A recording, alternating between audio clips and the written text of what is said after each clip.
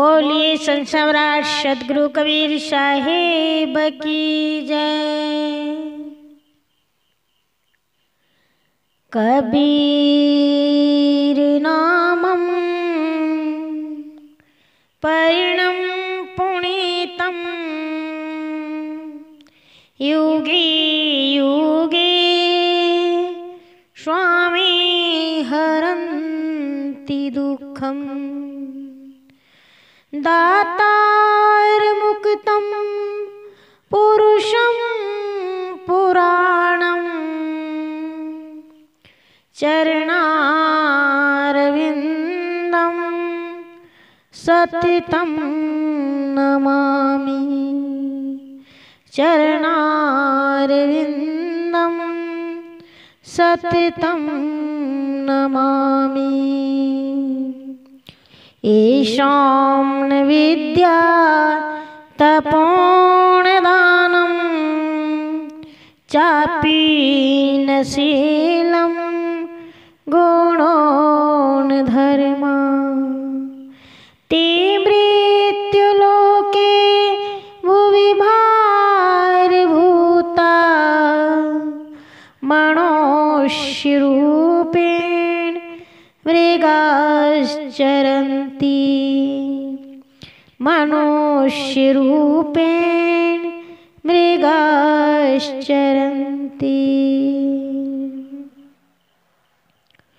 प्यारे सज्जनों, धर्म प्रेमी बंधुओं, श्रद्धा मूर्ति माताएं बहनों, हमारे जीवन में कितनी सारी कठिनाइयां आती हैं और जितने भी संसारी मनुष्य, सबको यह समझ में नहीं आता कि आखिर में हमारे जीवन में माया की ऐसी कौन सी मार है जिसकी वजह से हमें कठिनाई आती है। और किसी को भी ऐसा विश्वास नहीं होता, चाहे वह मनुष्य की मौलिकता हो, चाहे विवेक विचार से जीवन बिताना चाहे, लेकिन कहीं ना कहीं मनुष्य इस मोह माया में पड़ करके उलझा हुआ है। इसलिए सदगुरु कबीर साहिब जी अपने विजय ग्रंथ रामायणी 13 में कहते हैं, नहीं परतीत जो यह संसारा, दर्भ की चोट कठिन कै मारा।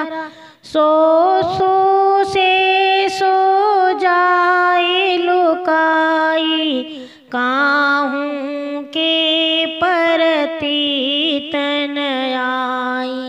चले लोग सब मूल घमाई, यम की बाड़ी काटी नहीं जाए।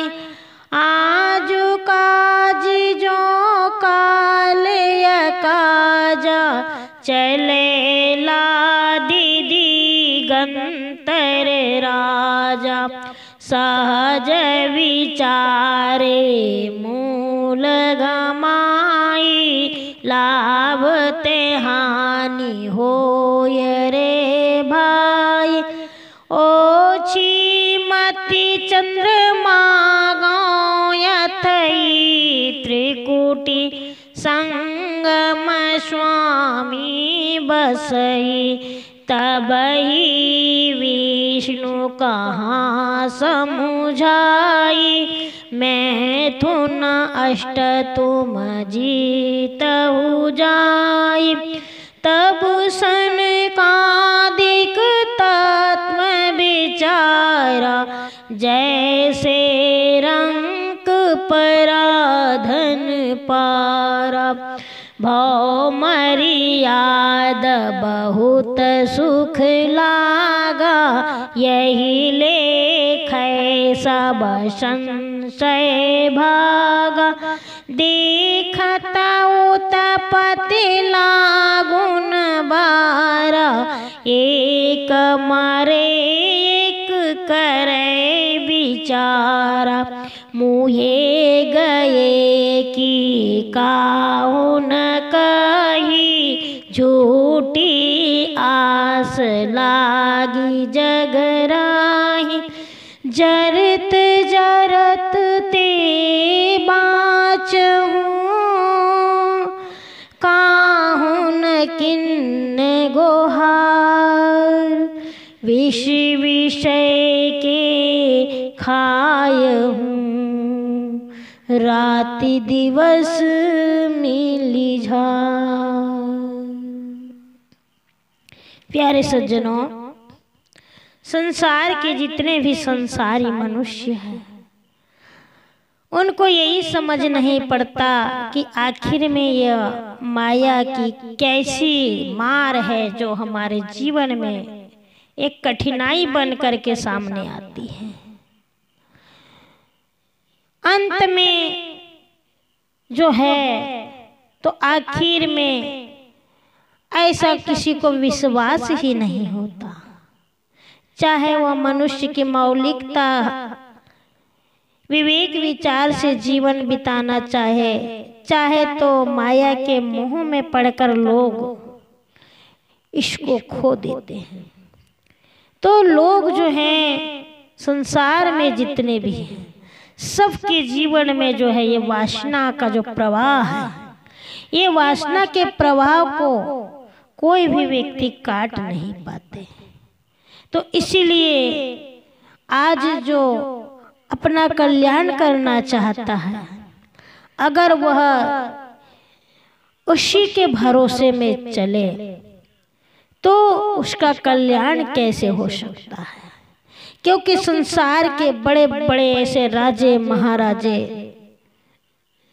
चाहे बड़े बड़े विद्वान, बड़े बड़े सन्यासी, संत महापुरुष, कोई भी व्यक्ति हो, कितने से छोटा और बड़ा से बड़ा, सभी माया की भूल में भूलैया में पड़ करके सब लोग अपना विवेक खो बैठते हैं। तो साहेब यहाँ कहते हैं कि ये माया का जो हमारे मन में जो भ्रम है, ये जो मोह है, अगर ये हमारे जीवन में पड़ जाए तो हमारे आत्म कल्याण में हानि ही होगी। तो बंधु, योगी लोग मानते हैं कि परम तत्व का निवास जो है वो कहाँ है? हमारी त्रिकुटी में, त्रिकुटी के मध्य में रहता है। और उसको पाने के लिए जो है जितने भी सन्यासी लोग जो होते हैं, वे सब उस परम तत्व को पाने के लिए योग साधना करते हैं। और इस प्रकार से जो है योग साधना करके जो है जिनकी बुद्धि अगर मलिन हो तो उनका जो मन है वह मन तो उस माया में ही लीन हो जाएगा।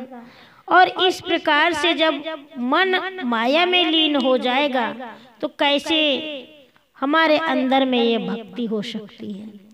तो इसीलिए तो कहा गया है कि जितने भी ऐसे कुछ लोग हैं जो सदाचारी हैं, जो सदाचार में रहते हैं, तो उनके अंदर में हमेशा पूर्णतया त्याग की भावना होती है।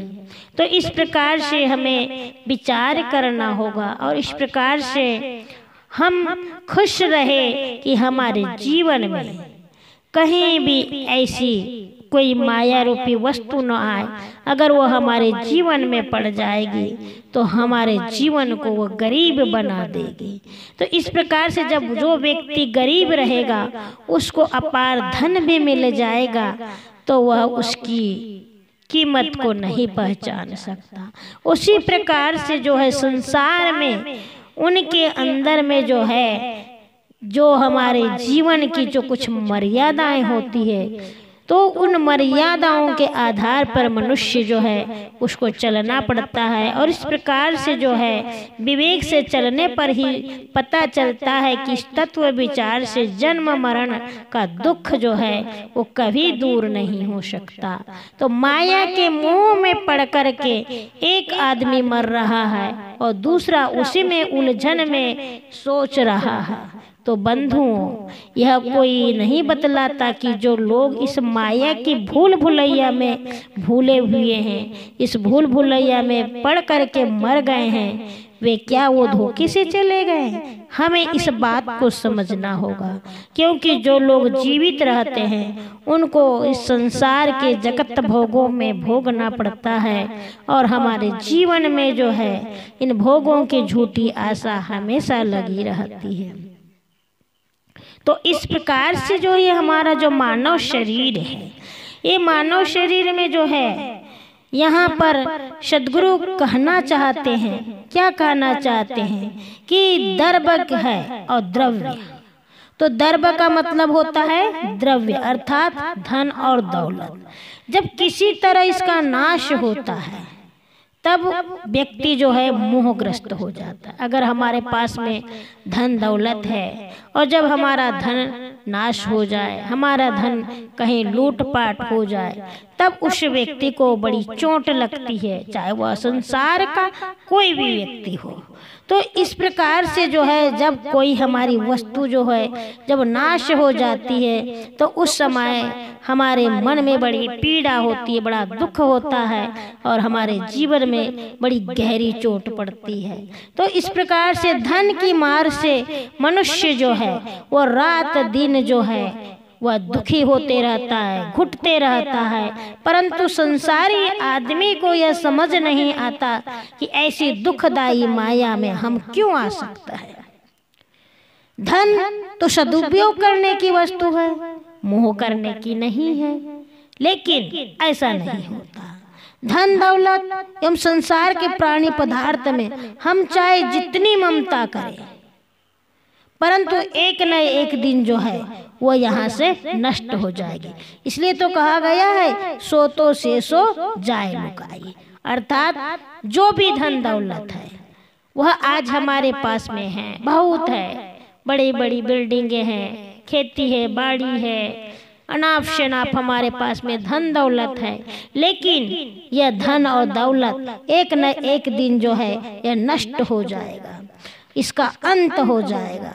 तो इस प्रकार से सारे जितने भी हमने इन माया रूपी जो धन को हमने बटोरा है, हमने संग्रह किया है, जिसका निश्चित है कि आज नहीं तो कल अंत में इसका विनाश होगा ही होगा।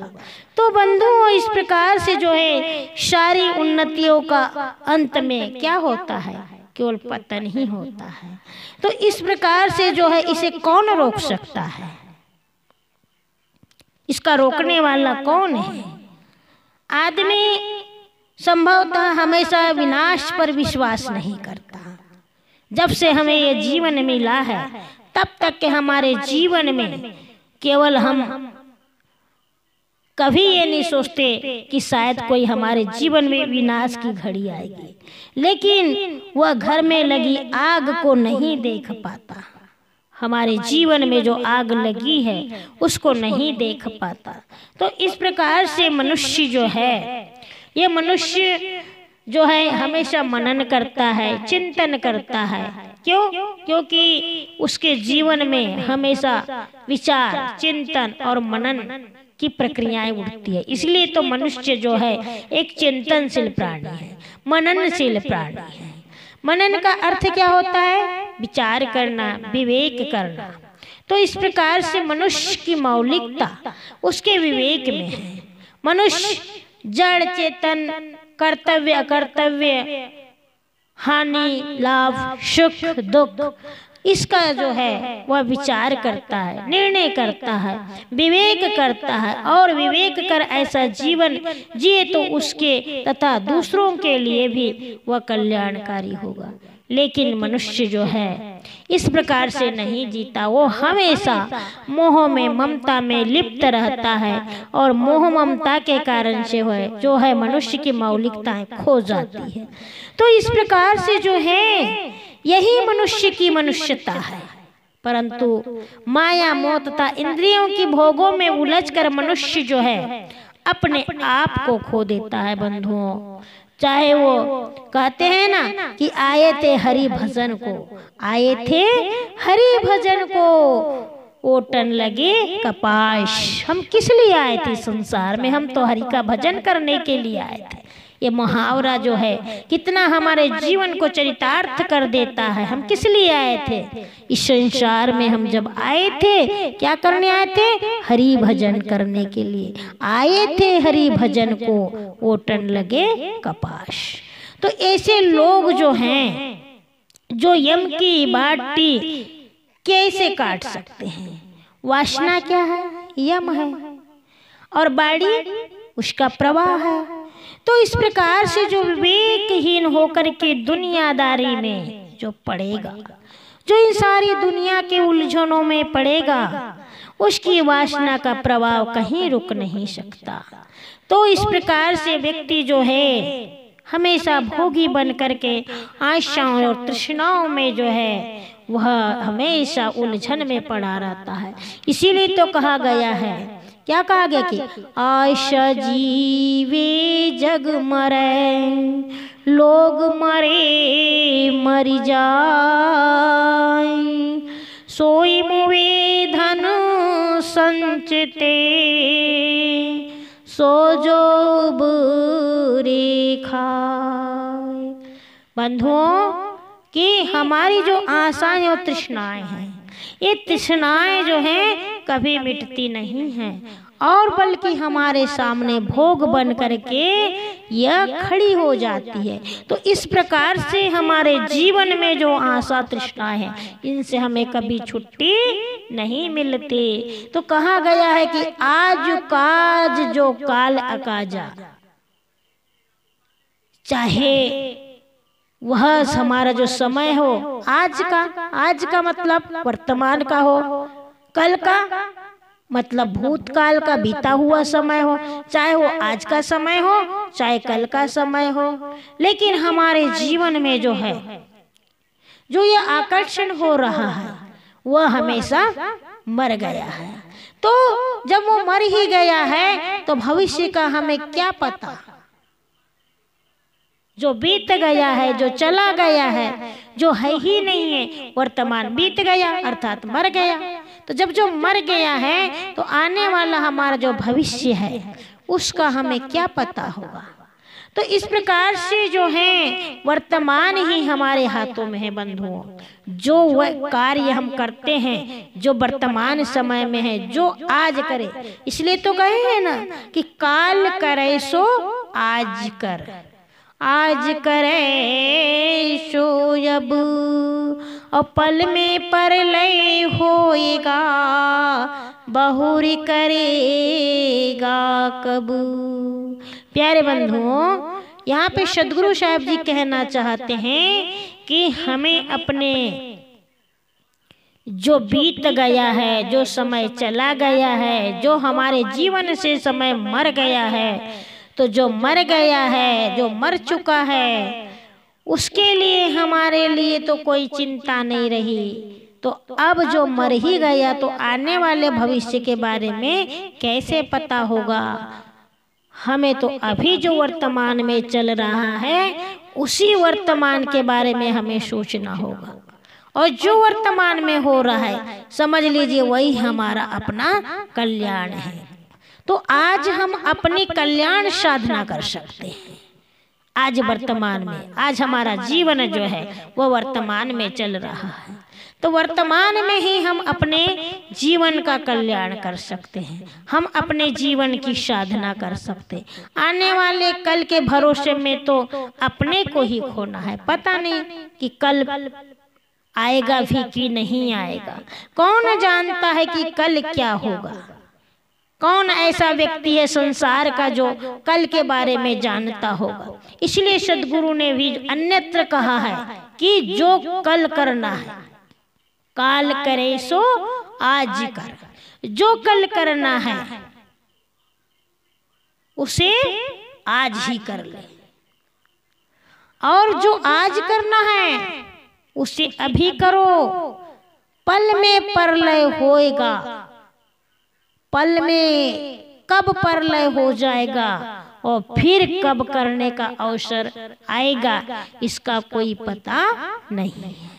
तो बंधुओं, इस प्रकार से सद्गुरु कहते हैं कि जिस कार्य को तुम कल के लिए छोड़ रहे हो उसको कल की चिंता ना करो, जो वर्तमान में हो रहा है उसी को लेकर के चलो। बड़े बड़े संसार में राजे महाराजे इस संसार से चले गए, वे क्या लेकर के गए? पूछा गया कि पुराण क्यों लिखे गए?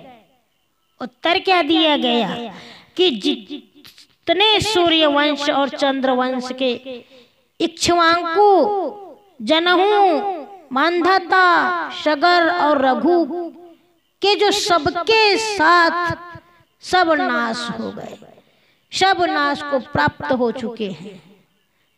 तो इस प्रकार से उनके वंशजों के जो भी थे, जितने भी नाम रह गए शेष, अब वही महाबली और वंशज जो है उन्हीं के बारे में आज बड़े बड़े वैभवशाली राज ऋषि, जिन्हें आज हम उनको उग्रवादी कहते हैं, उग्रशाली कहते हैं, तो इस प्रकार से केवल जो है ये एक कथा मात्र नाम रह गया।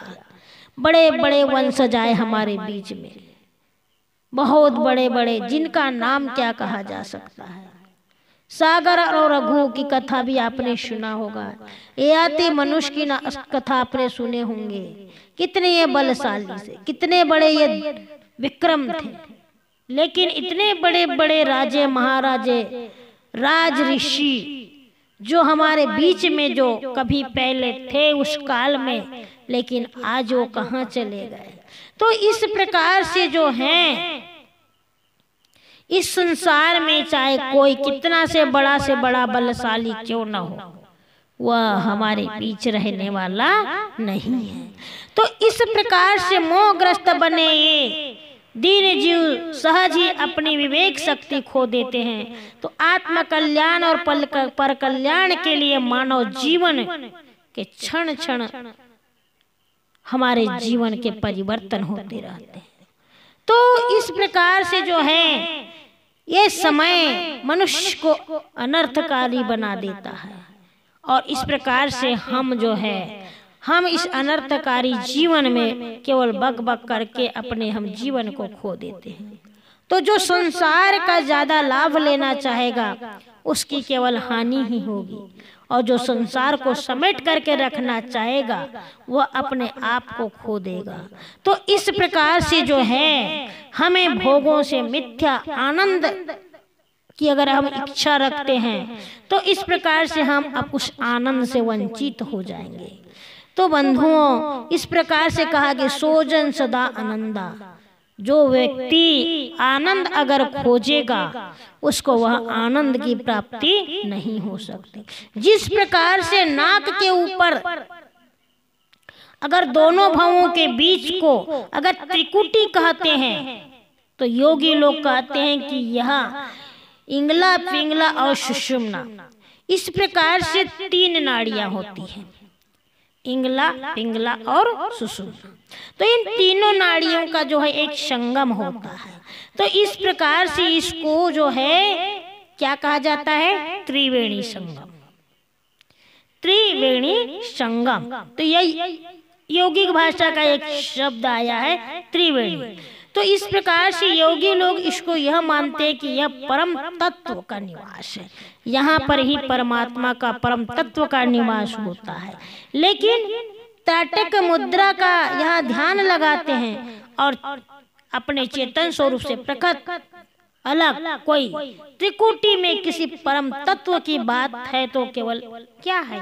कल्पना है। परंतु उसमें कभी एकाग्रता नहीं हो सकती, और एकाग्रता भी उसी की होगी जो उस माया मोह से, विषयों से विरक्त होगा। तो बंधुओं, इस प्रकार से कहते हैं कि ओछी मति चंद्रमा गौत है। ओछी मति वाले जितने भी संसार के मनुष्य हैं, जिनकी बुद्धि ओछी हो गई हो, तो वे चंद्रमा की जैसे डूब जाते हैं। जैसे चंद्रमा डूब जाता है, इसी प्रकार से ऐसे बुद्धि के लोग डूब जाते हैं। चंद्रमा जो है वो क्या है? हमारे मन का देवता है। मन का देवता चंद्रमा। और चंद्रमा से मन का अर्थ है, यह होता है, इसका अभिप्राय यह होता है कि ओछी मति का एक लक्षण है विषयों की वासना। तो ये विषयों में प्रियता जो होना है, ये ओछी मति का लक्षण है। तो इस प्रकार से ऐसे जो हमारा जो ये मन है, जो विषय शक्ति में लीन हो जाता है, जो विषय शक्ति में लीन होगा, विषय शक्ति में साधन लीन नहीं हो सकता, वह व्यक्ति जो है कैसे इस भव सिंधु से पार हो सकता है।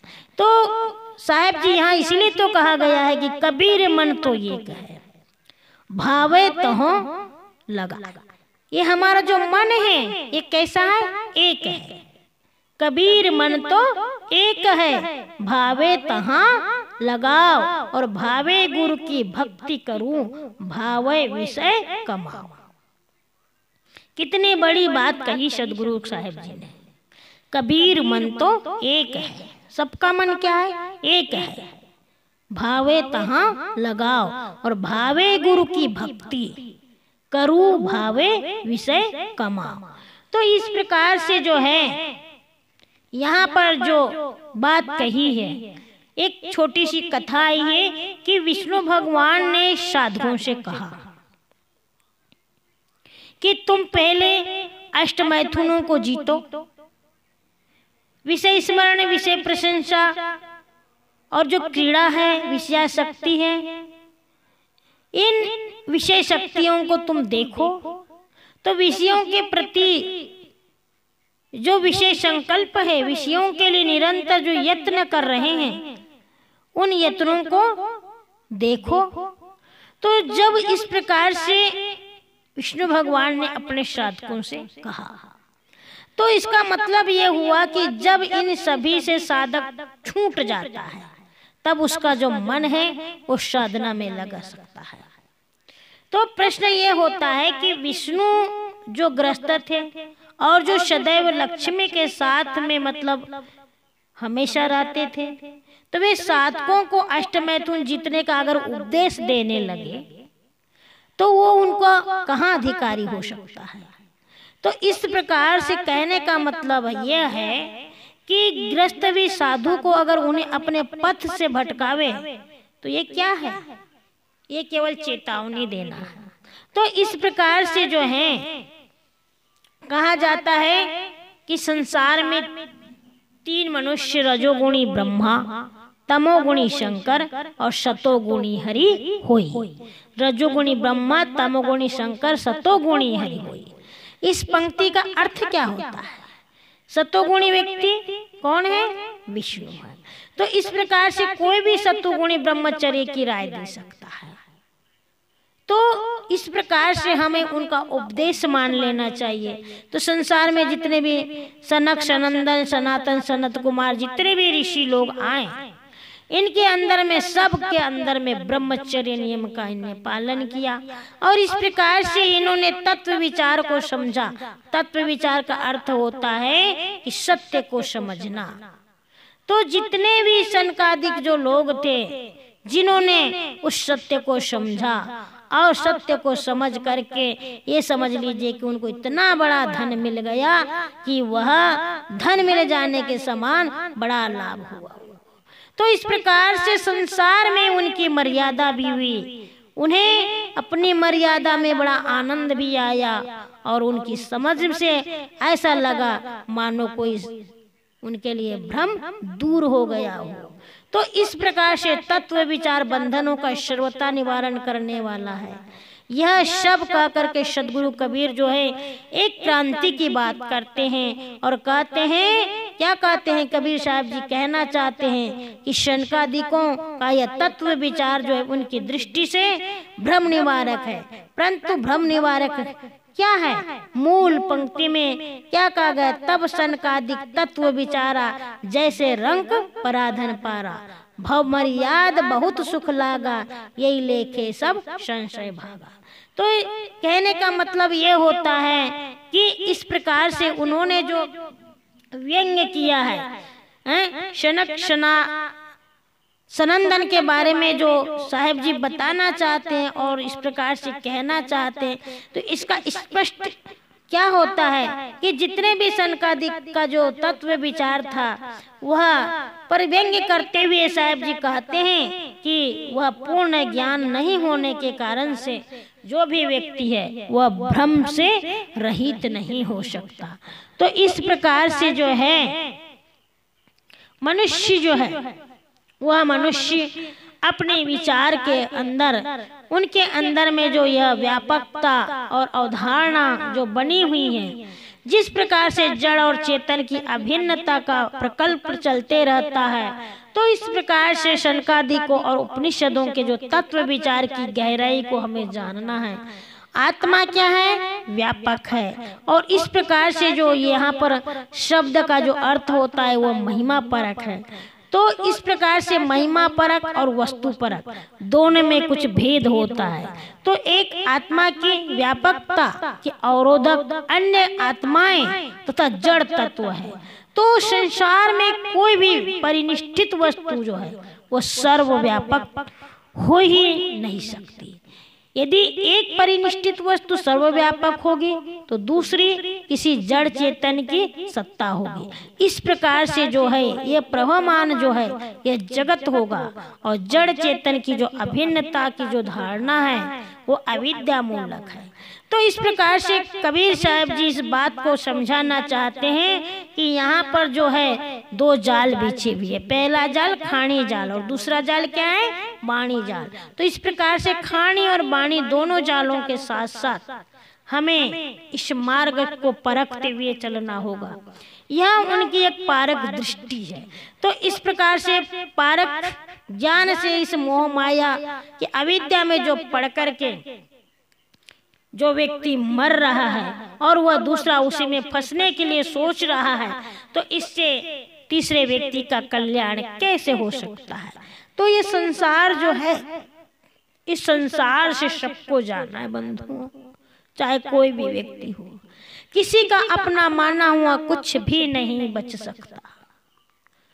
जो लोग मरकर इस संसार से चले गए उनका आज क्या रह गया? जो लोग आज जी रहे हैं उनकी माया की आशा क्या झूठी नहीं है? आज हम माया के चक्कर में पड़ के जीवन जी रहे हैं, लेकिन वह सब कुछ चली जाए, हमारे साथ में कुछ भी नहीं जाने वाला है। तो इस प्रकार से जो है हमें अपने जीवन में साधनामय जीवन बनाना है। ये मानव शरीर जो है, जो मानव शरीर को हमने पाया है और मानव शरीर को पाकर के जो कोई भी व्यक्ति सदगुरु की शरण में जाएगा, सदगुरु की शरण में जाकर के अपनी पुकार लगाएगा, वही व्यक्ति जो है अपना कल्याण का मार्गी बन सकता है। नहीं तो सदगुरु की शरण में जाकर के पुकार नहीं करता, वे जो लोग हैं वो पतंगे के समान जो है मर जाएंगे। जिस प्रकार से पतंगा जो होता है उजाले को देखता है और उजाले को देख करके उसके पास जाता है, लेकिन वह उस उजाले में जा करके मर जाता है। उसी प्रकार से अगर हम अपने जीवन में विषय वासनाओं की सुख की अगर कामना करते हैं तो हमारा भी शरीर जो है वैसे ही पतंगे के समान मर जाएगा। तो इस प्रकार से जो है इस माया की निस्सार संसार में जो है केवल दुख रूपता है, केवल हमारे जीवन में दुख है। तो साथ ही साथ हमें इस प्रकार से अगर तत्व का बोध हो गया तो हमारे जीवन में जो है वह कल्याण होगा। तो इस प्रकार से हमें यह विषयों का मोह छोड़ करके संतों की शरण में जाना होगा, सद्गुरु से मोह लगाना होगा, सद्गुरु की भक्ति करना होगा। तब तो कहीं जा करके हमारे जीवन में मुक्ति मिल सकती है, कल्याण हो सकता है और हमारे जीवन में सुख और शांति मिल सकती है। तो इस प्रकार से हमें चाहिए कि हम अपने जीवन को कामयाबी बनाएं। तो बंधुओं, यहीं पर हम अपनी वाणी को विराम देते हैं और अपने जीवन में सुख की कामना करते हैं और अपने मन को विषय भोगों से दूर हटाने के लिए सद्गुरु की शरण में जाकर के भक्ति का मार्ग चुनते हैं। बोलिए संत सम्राट सद्गुरु कबीर साहिब की जय।